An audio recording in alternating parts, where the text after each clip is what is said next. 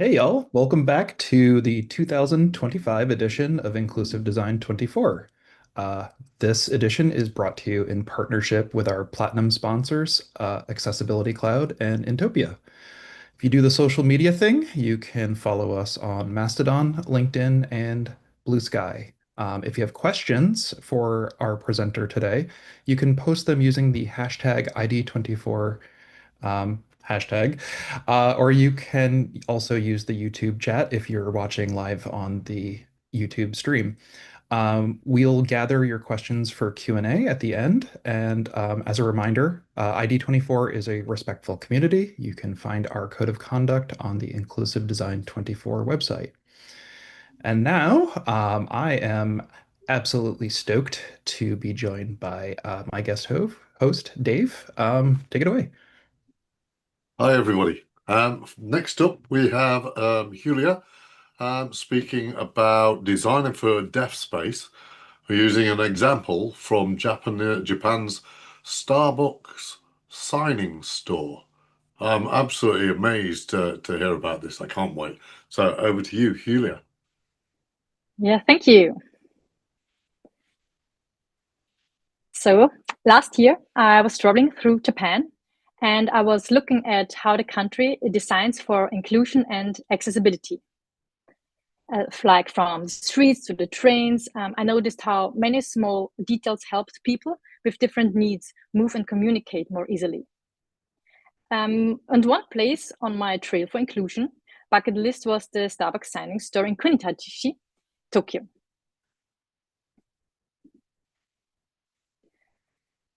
When I walked in, it was clear right away that this wasn't just another Starbucks. The space felt quite different to me. The layout was open, it's common at Starbucks, but also the light was very bright, the signs were everywhere, and also visual screens were located. And it wasn't just about, buying a matcha latte, as you are doing in Japan. It was about entering an environment built by not only by and for the deaf and hard of hearing community. And that experience made me pause and think, what makes a space deaf friendly?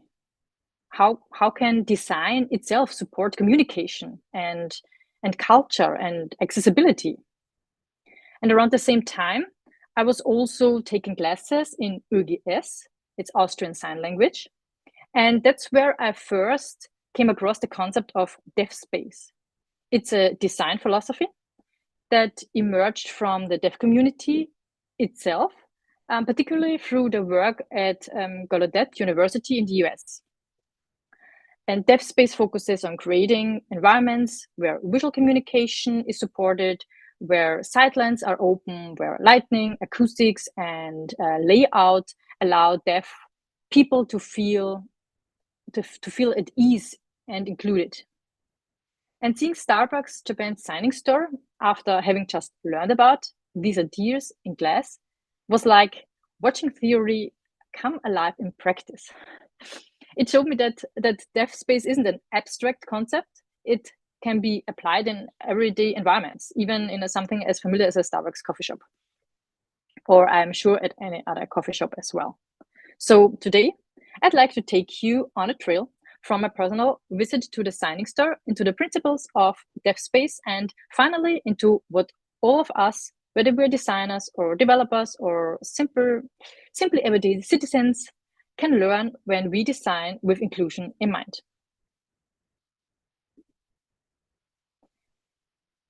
Therefore, let us address the most important question first. What is deaf space?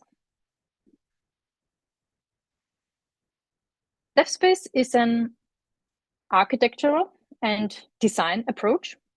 It is developed specifically to meet the visual and spatial needs of deaf and hard of hearing individuals.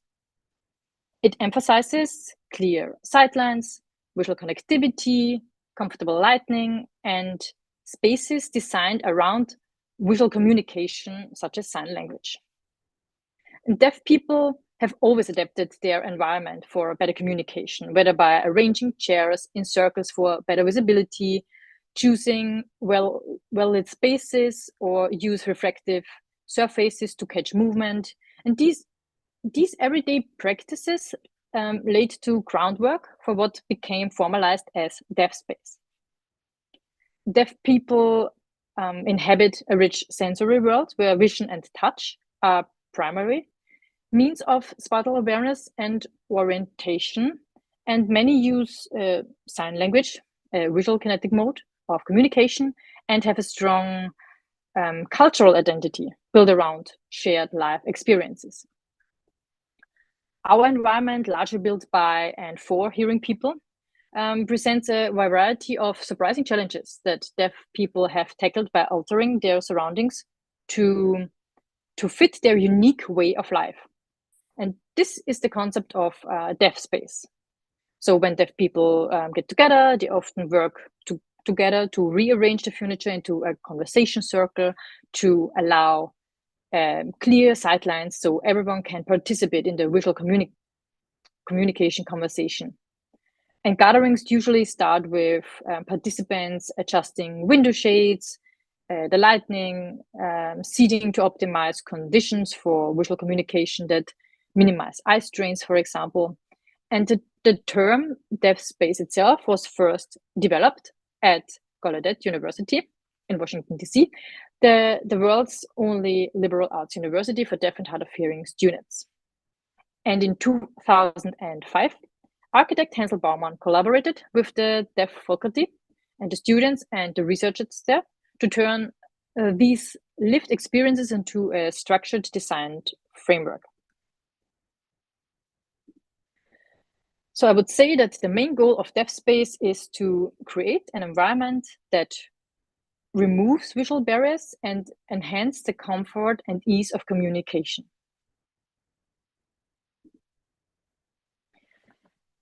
As mentioned before, in 2005, architect Hansel Baumann of HBHM Architects began a collaboration with the ASL, American Sign Language, and Deaf Studies program to create the Deaf Space Project, short DSP.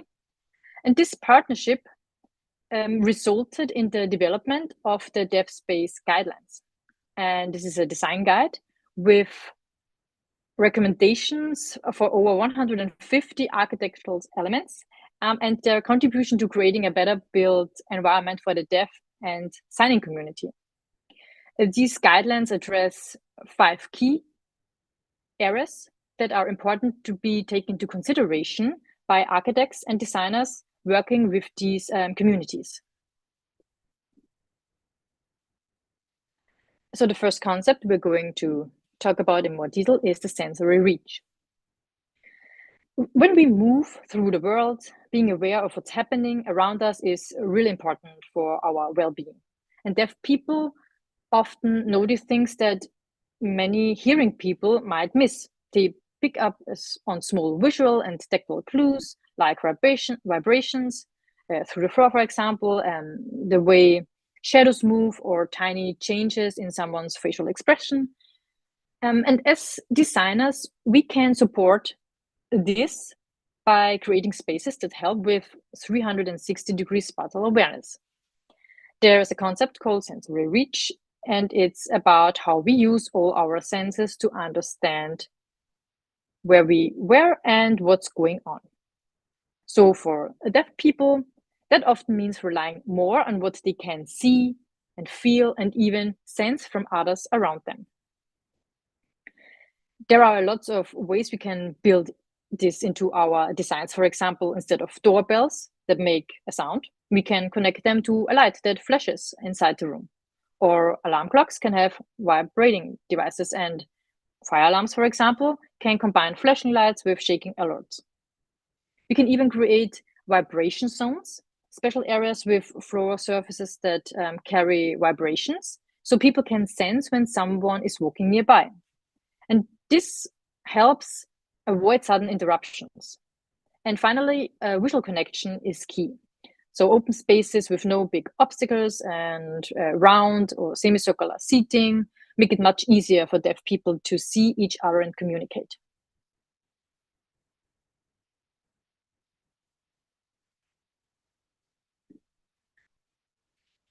When deaf people communicate in sign language, they need enough space to clearly see each other's hands, arms, and facial expression. So this is the concept about space and proximity. And this is also called signing space. Because of that, they usually stand a bit farther away than people who talk with their voices. The signing space is approximately from the hips to the head and an arm-stretched arm length in front of you, for example, to indicate locations. So even if you are signing something on the floor or concerns your legs or feet, you do not go lower your hips. And as more people join the conversation, the group naturally spreads out even more, so everyone can see each other quite well. And often deaf groups will form circles or semicircles, which makes it easier for everyone to stay visually connected. And this need for space has a big impact on how we design room and arrange furniture. So we need a larger room for this. Deaf people generally feel more comfortable in open spaces, I suggest, where they can easily see what's going on around them. While hearing people, or at least I myself, often like small and enclosed spaces and feel private and more cozy. But to support the visual connections, spaces should have clear sightlines and things like glass walls, large openings, and sliding panels, for example, between rooms can also help. When there are major walkways, they can include small eddies and little pockets where people can step aside for more private conversations. And seating should also be flexible, arranged to support the eye contact. And round and horseshoe-shaped tables work especially well. And classrooms often benefit from horseshoe layout too. It helps. It also helps to include small shelves and pedestals where people can place their belongings. But this is already no problem in Japan. They have these in every restaurant and coffee shop, so their hands are free to sign while blocking anyone's view. So in short, I would summarize designing for deaf space means giving people room to see, move, and connect, and encouraging comfortable distances, clear sightlines, and smooth group interactions. When deaf people walk and talk in sign language, they usually walk a bit further apart, so they can see each other's hand and faces clearly. So they have to face each other, but not directly, more like a degree. So they also shift the gazes between each other while speaking and also in front of them. So to have feeling about their surroundings and checking for obstacles or changes around them. So if one person notice something, even if it's only a small hazard, they quickly signal to their companion, and they both adjust their path and keep going with the conversation without stopping. And this makes it possible when you have larger areas for them to walk. So we need, when we design spaces for this particular concept, support smooth and safe movement. That means wide sidewalks, hallways, and pathways.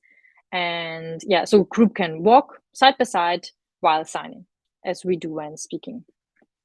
It also means avoiding sharp corners or sudden changes in the direction, because these can break the visual contact and also could cause collisions.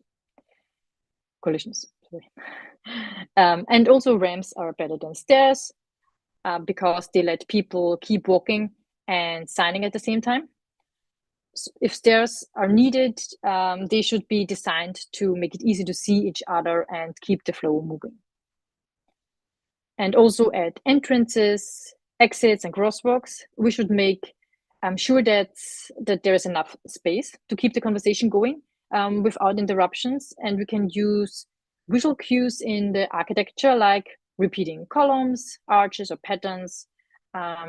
This helps people orient themselves through the peripheral vision while walking. In short, mobility and proximity is about creating wide, open, and safe pathways where deaf people can move and communicate freely while walking together.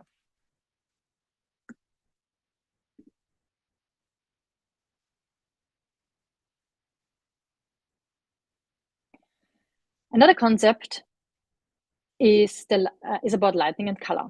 So deaf and hard of hearing people rely on what they see, like facial expressions, lip movement, and of course sign language. That means good lighting is absolutely essential. Poor lighting like glare or harsh shadows or bright backlighting can make it hard to see and quickly leads to eye strains and fatigue. And to avoid this, we should aim for soft and even and diffused light that's easy on the eyes.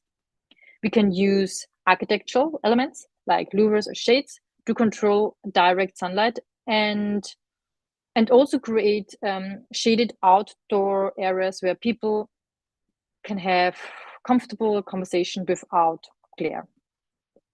Inside, flexible lighting systems work best. For example, dimming the light for the audience while keeping bright focused lights on the speakers and interpreters. And at night, it helps to place pools of lights to create smaller, well-lit gathering spots with larger open spaces. It's also better to wash walls with light from the sides instead of using strong overhead lights that create harsh shadows. And also color matters too. So soft greens and blues work well as a backdrop because they contrast good with all the skin tones and making sign language stand out. We could also use high contrast colors for wayfinding and avoid shiny and reflective materials that cause glare. Even mirrors can be placed strategically to give people more visual awareness of their surroundings.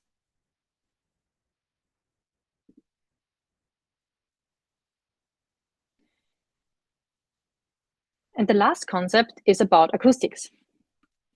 Acoustics might not be the first thing we think about when designing for deaf people, but it's actually very important. Many deaf and hard of hearing people use hearing aids or cochlear implants, which amplify all sounds, not just voices, but also background noise and echoes and even footsteps. So this can be distracting and overwhelming and even painful. Therefore, good acoustics help create a calm and focused environment and make these devices work better.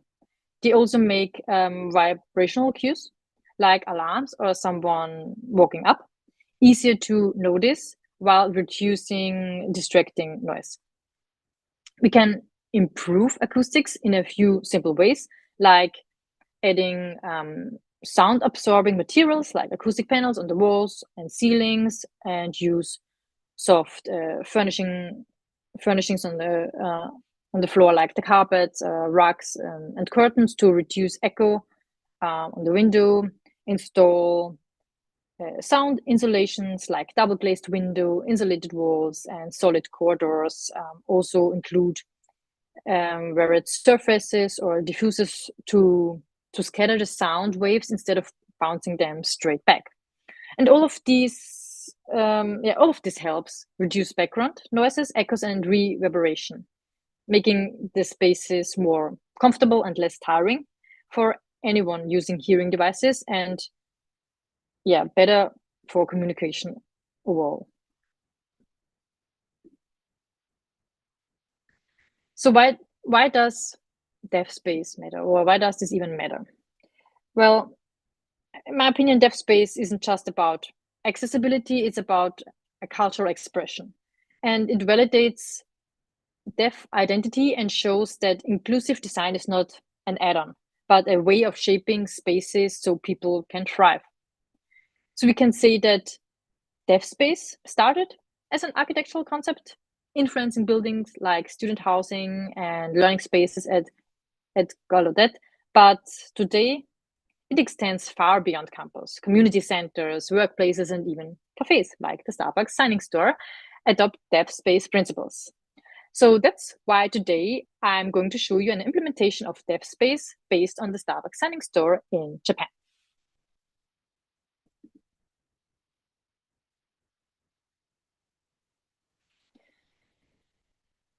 bit of a history about Starbucks signing stores. They have created signing stores quite around the world, starting in Malaysia. They also have signing stores in the US and China and also in Japan since 2020. And these stores are designed specifically to hire and support deaf and hard of hearing employees and to create an environment where sign language is the main language of communication. The concept was inspired by the deaf space design guidelines from Gallaudet University, which we now know focused on designing space that support visual communication, clear sightlines, and inclusive environments for deaf people. So in Tokyo's Kunitachi, so it means Kunitachi City, in 2020, Starbucks opened Japan's very first signing store, an area with a long history connected to the deaf community, particularly in this city, in Kunitachi. And this store combines technology and art to create an immersive space that celebrates sign language and the deaf culture. It opened with 19 deaf and hard of hearing employees, and they are all trained in customer service and supported with visual communication tools, digital ordering systems, and alert technologies. The layout encourages open visual interaction, and the staff are deeply involved in training and community activities like sign language workshops and also coffee seminars in GSL, Japanese Sign Language for short. So for Starbucks, this store is more than just a cafe. It's a place of belonging where deaf partners is how they are called there instead of employees, can build careers, and where customers can experience a new and more inclusive way of connecting. So yeah, this particular Starbucks signing store in Kunitachi, which is a city in the prefecture of Tokyo, and also with history of the community, was designed to feel like any other deaf space should be: open, bright, and welcoming, with accessibility and human connection at the center. So the space is about 208 square meters and seats around 80 people. So the layout uses quite round or more oval tables, as shown in the picture on the left, and plenty of open space. So everyone has a clear sightlines and can see each other's hand and faces easily when signing. The lighting is soft and even, which reduces shadow and glare and makes visual communication more comfortable. One of the highlights for me is the talkative hands wall, as shown in the upper right picture. It is created by Kado Hidehiko-san. He's an artist from Nagasaki and he's a coder. Coder means a child of deaf adults, like CODA, short coder. So he designed this artwork together with the deaf partners there and who work at the store.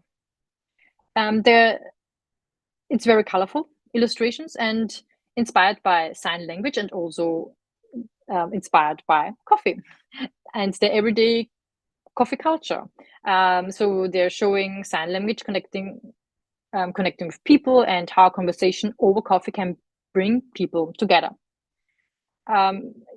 We can spot on the wall greetings and coffee related signs hidden inside the artwork, like ishini, which means together, like a coffee shop is designed for let's come together over a cup of coffee, or also uishi, for its taste good, and Japan, hug and relax. So it's a mix of English and Japanese words, and otsukaresama desu for good work.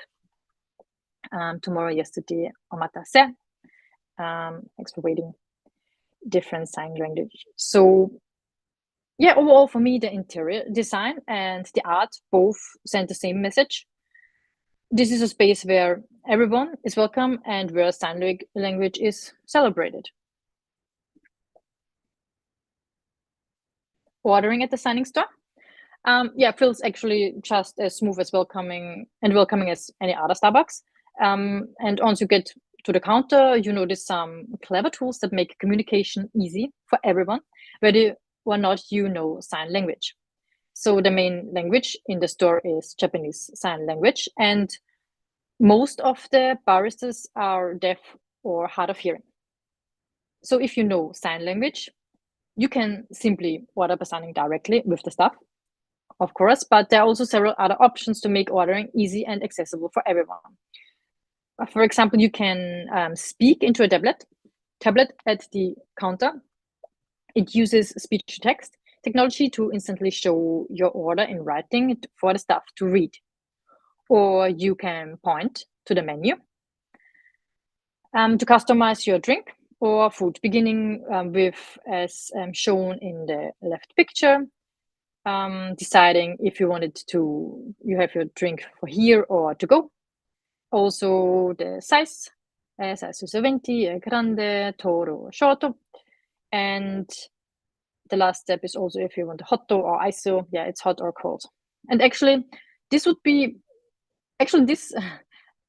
type of ordering would be useful in any Starbucks, in my opinion, because as far as I experience in a lot of Starbucks is that many people are overwhelmed when visiting Starbucks for the first time. So I think this would be helpful in any Starbucks. And another way of ordering is that you can write your order on a notepad, if you prefer this way. So these tools may seem simple, but are truly empowering. So they combine digital technology with human interaction and also making sure that anyone can order comfortably, whether they can sign, speak, write, or point. It shows, I would say, how accessible and seamless and welcoming it can be without ever getting in the way.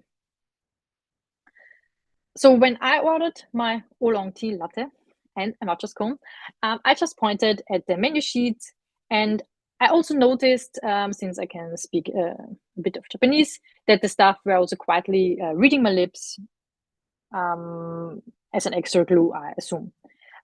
Since I didn't try the other options, I can't say whether it only works with Japanese or whether speaking English would also have been a possibility, like in the speaking for the speech to text version. But it would be definitely interesting to find out. And well, yeah, maybe on my next trip next spring, I try to find out. The upper right picture shows the barista asking the customer if they want the bag for their to-go order, and on the picture on the bottom right, the barista says thank you in Japanese Sign Language. So once you've placed the order, the process stays just as thoughtful and accessible. At the pickup counter, it's on the left from the counter, there is a digital screen that shows the order numbers, so customers can track the progress of their drinks. And the number on the screen matches also the number, not in my examples, but usually when you get there, the number on the screen is the same number on your receipt. So you always know where your order is in line. And yeah, when your drink is ready, the screen plays a cheerful sign for the 1, 2, 3. So there is a sign for each number, but it's not the number. The number for the sign is 1, 2, 3, 4, 5, 6 and such. And when you see the movement of your corresponding number, or also the barista makes the sign as well, yeah, you know then that your drink is ready to pick up. I think it's a small detail, but it really shows how sign language is naturally woven into the whole experience. And I loved it. And even the receipts are special. They have the word Starbucks printed in fingerspelling. And in Japan, it's quite common to print little logos or cute characters on receipts. I've collected quite a few over the years, especially from places like Pokemon Store and such. But honestly, they're often too cute to throw away. So, of course, I've also kept my receipt from the signing store as a little souvenir. And yeah, I think it's nice that they do this. Yeah, and while the screen with the order number which is on eye level, above it there is another digital screen. And so while we are waiting for your order, the digital screen also teaches sign language. It shows common signs and greetings like hello or thank you. In this case, on the left picture, it shows a frappuccino, and on the upper right, it shows yokoso, Starbucks, so welcome to Starbucks, and mata ne, see you again. Yeah, I think it's a fun way for customers to learn a few signs and get a glimpse into the world of sign language while they wait. And what definitely stands out is the way Starbucks uses various means to raise awareness about the deaf culture and sign language in, like deaf awareness. Right as you walk into the signing store, you are greeted by a welcome blackboard that says welcome to signing store. Also the Starbucks in American Sign Language written out, broadly served in sign language, and below there is 自分らしい言葉と表現でつながりの輪は作りませんか? Which could be translated into why not create a circle of connection using words and expressions that are truly your own. Also, the baristas wear special aprons with the word Starbucks in sign language, and many of them also wear pins that show the signs for signing or please face me. This is a gentle reminder to make eye contact and support communication. It is very important for deaf people to see the faces of the person they're talking to, so they can see the facial expressions and the mouth movements when they speak. These are small details, but I think they make all the difference. And during COVID, some of the partners even started teaching sign language, as shown in the left image, helping more people learn and connect. So on the picture, the barista is holding a small white board in front of the screen with the words "Daichi no yona ajiwai ga fukai," meaning that the coffee has a deep, grounding flavor, something like this. And on the upper right, there is a shelf shown on the picture with Starbucks merchandise, the coffee, and behind on the wall is the Starbucks logo in large, and also the sign language version of Starbucks displayed, proudly served in sign language. And I, of course, couldn't resist to buy a cup with this Starbucks in sign language. I've collected so many Starbucks cups already, but this one had to come home with me, of course. So from my perspective, it's the small but meaningful details that show how this store celebrates deaf culture and community and makes it visible to everyone who visits. And that's what makes this place so special. It's more than just a coffee shop or another Starbucks. It's a space where deaf and hard of hearing and also hearing people all come together. You might see a hearing customer picking up their usual morning coffee, or a deaf mother enjoying dessert with her hearing daughter, or groups of deaf and hearing friends chatting over drinks. This cafe shows how powerful it can be when design and technology and human connection come together. It's a place where everyone truly feels included, or at least it was my experience when I visited the store. So overall, we can say that the Starbucks signing store in Tokyo shows how architecture can shape the way people connect. Its design follows key deaf space principles like clear sightlines, wide pathways, smooth circulations, soft lighting, and multi-sensory cues. And also all of them carefully woven together to create space that supports visual communication and natural interaction. And what makes this so powerful is that these designs or these design strategies don't restrict creativity. They elevate it, in my opinion. They show that architecture can be both functional and expressive, while still responding to the sensory and social needs of the people who use it. This store is more than just a place to buy coffee. It's a living example of how thoughtful architectural design can build inclusion directly into the fabric of a space. I think it proves that good design is not only about how a space looks, but about how it allows people to move and see and communicate. You can find the resources about DevSpace and also the specific Starbucks signing store in Japan on my second to last slide. And of course, I can only recommend visiting one of these Starbucks yourself someday.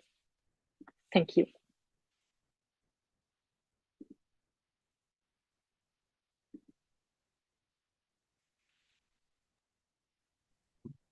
Hey there. Bear with me for a moment as I figure out where all the tech is on my screen.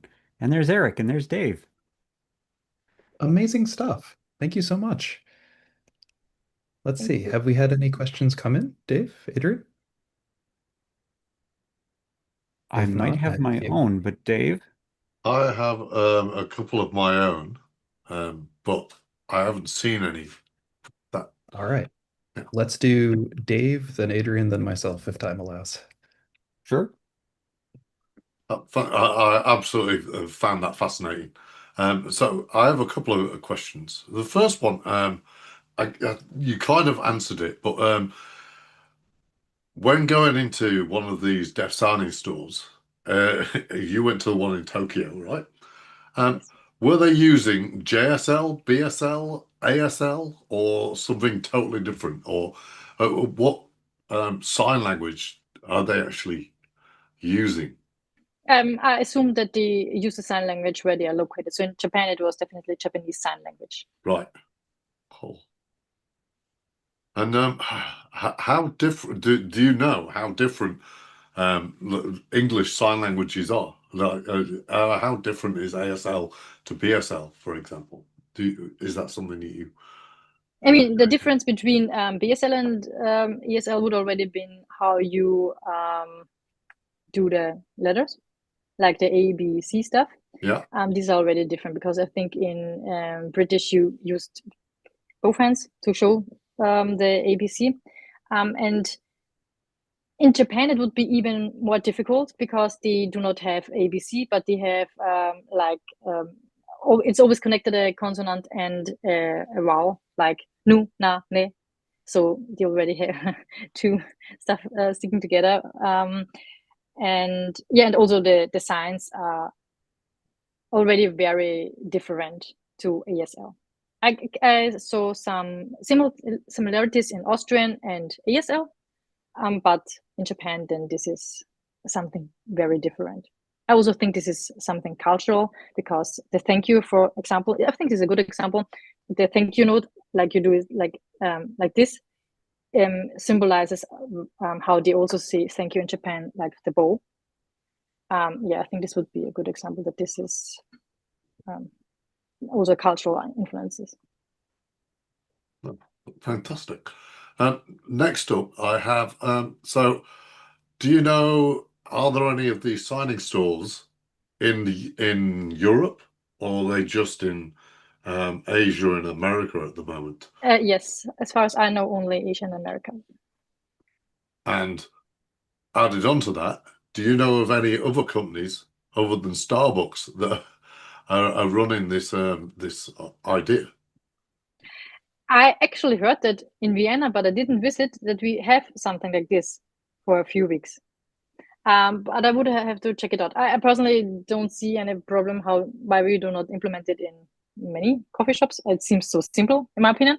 And it should also not be something only Starbucks has for their own, but Yeah, for everyone. I am aware that in Hackney, in London, there is a coffee shop that's it's a totally independent coffee shop, and it's Yeah. run and used run entirely by deaf people, and it's Yeah, there cool. to train deaf people into how to interact with people more than anything else. So, and then finally, you mentioned something about cultural expression. Um, can you expand a bit more on that? What you actually meant in this context? To help you with that, you did Yeah. say um, deaf space isn't just about accessibility, it's about cultural expression. Yeah, maybe for me as a non-deaf person, it's a bit hard to explain, but I always hear the deaf people say they have their own culture, so how they live or how they navigate through the world. And I would say that this would be the sense of embracing it, having things like this. Right, okay. So, and would that deaf culture span the whole world and just have different, or would there be a deaf culture for Japanese as opposed to Americans, as opposed to different regional cultures? I mean, I would assume it's the same as for other cultures as well, for the hearing people or Yeah, and around the world. Yeah. yeah. Cool. Adrian, you said you had a question too. I did. My brain's blown up a little bit because I got distracted by those answers. So I know that there is a Starbucks signing store in DC near Gallaudet University. And my experience was I strolled in there, had no idea what to expect, and stood there like a twit for a little while before I could understand. I had to watch people. I had to watch how they interacted, grab tablets and write on them. And I'm wondering, did you encounter while you were visiting the store in Tokyo, did you encounter people strolling in who weren't deaf and were just like, I want Starbucks, and oh crap, what do I do now? No, actually not. I think maybe I was the one. Oh, But of course I was already prepared for it and excited about it. But I have not experienced or seen anyone who was surprised or struggled or anything. Actually, no. But well, I would have cool been that that you also went person. to. So, Yeah, I think it's cool that you also went to a stuff signing store. Nice. It's not too late, Adrian. Next time you're in Japan. I will definitely do it wrong. I have sort of a follow-up question that uh, so the store in DC, because Gallaudet is nearby, like Chase Bank has a deaf signing branch there, and there are other shops that have, signing staff, etc. Were there other shops nearby that Starbucks store that you saw were serving the community as well? I did not see anything about it, but as far as I researched that the city itself has a strong community and that many deaf people, the most deaf people in Japan live in this city, are living in this city. So this is my, yeah, but I did not see any other stores or not that I noticed. All right, I've thanks. got a question, if you don't mind. After amazing talk, by the way. Just thank you. I learned a ton. Are there any like after kind of working with these communities, are there any like behaviors that you've kind of taken from that and started to like put into your own life, like any signing or any kind of mannerisms or practices? It's one of those things where my partner is a teacher, and so like they've started to adapt some of it after taking some ASL classes, and like it's kind of wormed its way into my life too. So, Yeah, no, sure, truly. Yeah, my parents-in-law are both deaf. That's why I mm, started to learn sign language. So I already teaching my little baby daughter also sign language, oh, so they awesome. so she can communicate with her grandparents. Yeah. That's that's amazing. I love that. And Adrian, you are I'm muted. muted. It's like I said in the opening, I'm going to do this for 24 hours. Another question rolled in on the YouTubes. I'm sorry, Dave, I'm stealing your thunder here. No Claire worries. Farndale asked, Claire is visiting Japan in February and would like to know the address. Apparently, I Claire wants some coffee. Yes, I mean, I do not know the exact address, but it's Kunitachi, and I think when you Google Starbucks Japan signing store, there is only one. I think from the central station from Tokyo, it's about 1 hour. It's yeah, it's in the prefecture of Tokyo, not Tokyo City, so it's a bit far away. But I think it was about 1 hour by train. Thanks. Yeah, I have stolen all of the links from all of your slides, and I will share them on my social media. So with links to the posts where you got the images from. It looks really interesting. Yeah. Okay. I didn't see any other questions. Yeah. So thank you once again for Thank just you. an absolutely amazing talk. So I guess without further ado, if you enjoyed this session, do that classic hit that like button on YouTube and potentially even subscribe if you're feeling adventurous. Um, Inclusive Design 24 is also brought to you with thanks from our platinum sponsors, Accessibility Cloud and Intopia, our silver sponsor, Intuit, and our bronze sponsors, the Law Office of Laney Feingold, Mantis and Company, and Vespero. And we'll be back at the top of the hour with our next session. Thanks for tuning in and hope to see you there.